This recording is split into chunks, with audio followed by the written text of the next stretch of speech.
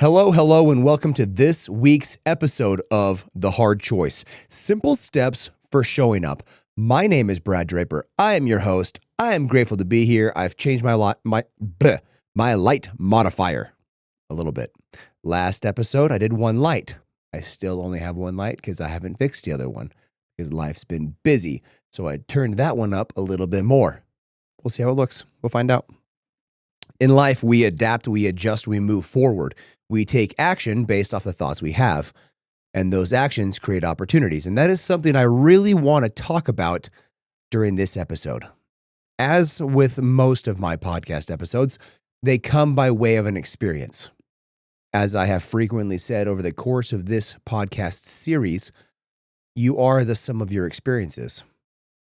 I talk to people that have very little experience because they've sat in a cubicle for 10, 20, 30 years. And then other people that have never made a ton of money but have traveled the world have tons of experience. Very well-rounded people. By and large, the most well-rounded people have the most experience. So this episode today really goes through a series of experiences I had yesterday. Here's the thing. When I went through the experience, I knew there was lessons therein, but I didn't know them. I realized the lessons therein this morning when I journaled about my experience yesterday. For those that don't know, I journal every single day. I have somewhere in the 2,200 unbroken days of journal entries, documenting myself since January 1st, 2019. And then a few entries here and there before that where I was striving to journal every day, but I didn't quite get it done. I'd miss here or there and miss a week, miss a month. So finally, January 1st, 2019, I'd committed to journaling every day, and not just journaling every day for a year. It was journal every day and not stop. And from there, over the course of the years, I learned, I gathered information, I gathered these learnings from these experiences by pondering on them. And I pondered on them when I journaled about it the next day. So I was journaling this morning about this experience. Our car, which is an Audi, needed some new tires. We're at a financial spot right now where I can't do brand new tires. So I went to a local used tire shop. Why not? I called them to see if they had any. They did. I went to the used tire shop. Come to find out, I learned at that moment, all Audis have one locking lug nut. And I did not have a key. We looked all over for the key. Couldn't find it. I called the dealership to which I bought the car and said, where would I find this key if I had it? They directed me. I didn't have the key. So my only option was to go to the dealership and get it figured out. Because staying at that used tire shop wasn't going to do me any good. Sitting around hoping some miracle would occur and all of a sudden the lug nut would come off wasn't going to occur. So I took some action, had a thought, called the dealership, took some action, went to the dealership. And on my way down, I was talking to one of the parts managers or parts workers, I guess. I don't think he's a manager. And he said, we came up, I said, do you have a locking key? No, I got to order it in from LA.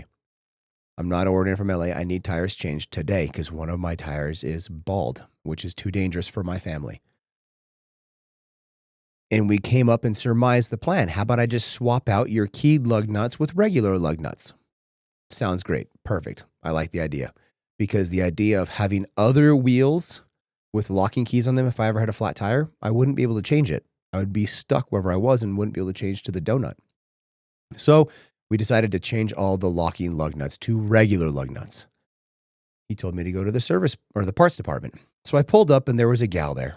And she asked what I was doing. I kind of just briefly gave her a summary. Said, okay, park your car over there outside. So I parked it and came inside and stood around. This gal proceeded to her desk and worked on her computer. And I waited for about 30 seconds. And I went to the parts department, saw there's nobody there. It was empty. And I looked around and they had a little bell.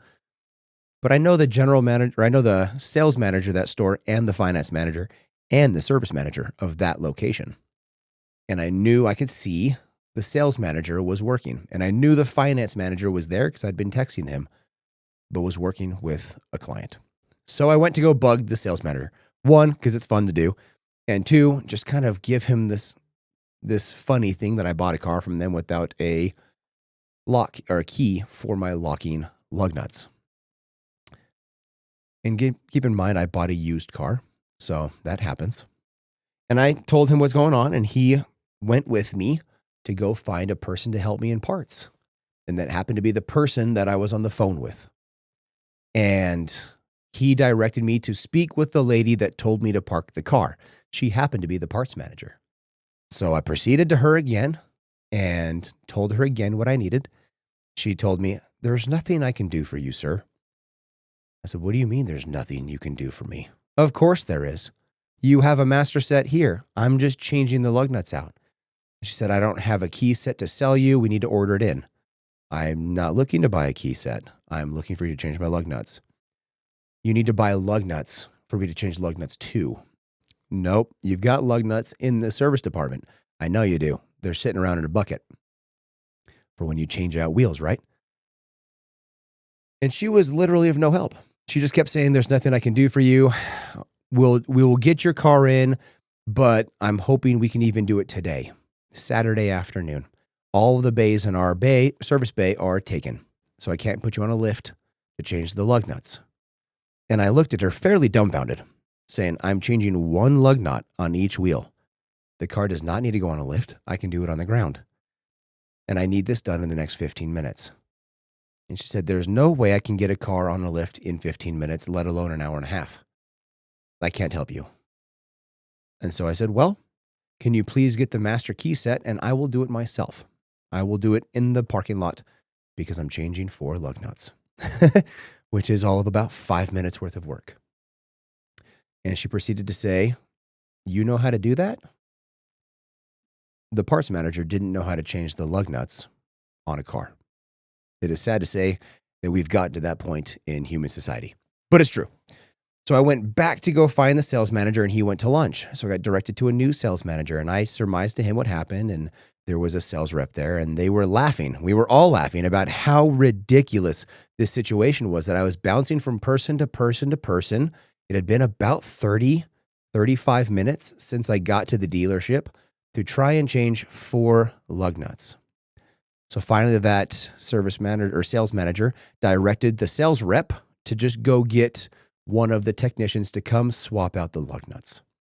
And the technician walked out with the master key set in hand with the torque wrench, but no lug nuts. And I said, "Did you bring lug nuts?" He said, "No, I'm just told to take these lug nuts off." I said, I need lug nuts, man." And he asked, "Did you buy them?" "I don't have lug nuts." "Did you put in an order for lug nuts?" "I did not." The dude in the back said they got some. So I went back to the dude in the back. He brought me out lug nuts. We got them changed. It took like 5 minutes. I was on my way. I was at the dealership for 45 minutes. I went through 7 different people to change 4 lug nuts on my car. Hopefully, you listening to this podcast episode, you know how to change lug nuts on a car. It is literally a bolt on a screw. If you know how to take a nut off of a screw, you know how to take off lug nuts. It is not rocket science. It literally takes about 15 seconds to zip a lug nut off of a tire when you have a torque wrench. Very simple. Anybody can do it. And this is what I got to thinking. And I finally ultimately got the tire swapped out. We got it all taken care of. My what should have been 30-minute ordeal ended up being almost 4 hours. And here's the thing. When I was journaling, I was asked to wait. I was asked to stand here, come over here and wait for somebody to help you. I could have stood there and waited, and I probably would have never got my lug nuts changed. And if I did, I would not have had enough time to go back to the tire shop, which was about a 15, 20-minute drive, to have those tires changed before I had to leave to drive my family to an event that night. I had a limited window of time. I could have stood there and waited, and I would not have achieved what I wanted to achieve. But I learned a few things. Patience in a different form. Understanding. Empathy. Action. I had to have empathy for these people in the position they were with the knowledge they had. They operate by a certain set of rules, and they're to not go outside of those rules or they may get in trouble. Only a specific group of people can bend the rules, like give me 4 lug nuts that were in a bucket in the service department type thing. I could have stood and waited and not gotten anything done. Or I can have what I've been taught, aggressive patience. Patiently, but actionable. Patiently waiting, but action. I waited for about 5 seconds until I went and asked another person that could potentially help me. That person helped me a little bit. And each person helped me a little bit. They either helped me to learn they can't do anything and they're unwilling to do anything, or they pointed me in the right direction with somebody that could, until I finally got my lug nuts changed. Where in your life are you aggressively, patiently taking action? I had the thought, go to the dealership. That thought led to an action, go into the dealership. I took action by not just standing there idly by, hoping somebody's going to come help me. I took action. I spoke to people. I told my story to way too many people, 7 total, as to why I was there, what I was doing, and what I needed to accomplish in the time frame that I needed to accomplish it. I took action. When you are waiting for somebody, you need to be taking action, and as much as you possibly can. And if there's a way to speed up the process, speed it up. If you're waiting for someone to do something, maybe send them a ping. You can be very, very soft and very hands-off with the approach at first. You can text them if you're waiting, and 24 hours later, hey man, hope you're having a great day, thinking of you. That's it. You're not bringing up what you're waiting for. You're just bringing yourself to top of mind. You can send them an email, send them a voicemail, shoot them a call, and just say, hey man, thinking of you, hope you're having a great day. Not bringing up what you're waiting for. And if you start waiting for enough time, you can say, hey, how's that coming along? How can I best help you get that done? What can I do to take off your plate? Because maybe they're busy. They've got other things going on. So what can I do to take some stuff off your plate so you can get that done for me? Because I am actively, patiently waiting. You need to be moving forward with as many things as you can in order to accomplish the task you need to do in the time frame you need to do it. Trust me when I say you have a time frame in all things. Even if there's no definitive delineated timeline, there actually is. You just haven't decided what that timeline is. The faster you can do things, the smaller you can compress time to have these experiences, the faster you can get to where you're trying to go. If you do a lot of time sitting around waiting, a lot of time sitting around chatting, the whole water cooler talk in your life, you don't move as fast. You don't get as much done. Efficiency goes down, busyness goes up. I hate saying I'm busy. I can't stand that. I much prefer to say I was efficient with my time. I was chock full and I was efficient. I don't like busy, because busy doesn't mean you're actually moving the needle in the way you want it to go. So look at your life. Look at what you're doing. Are you being efficient? Are you taking action while you're patiently waiting? Are you doing what you need to do to move the needle as far and as fast as you possibly can? What are you doing right now to move forward? And sometimes that right now is relaxing with your family. Sometimes that right now is wrestling with your kids. Sometimes that right now is cracking open a book or watching one of your favorite TV shows. And that's okay. But as long as it's intentional, directional, getting you to where you're trying to go is the name of the game. That's what I have for you. That's what I want to share with you.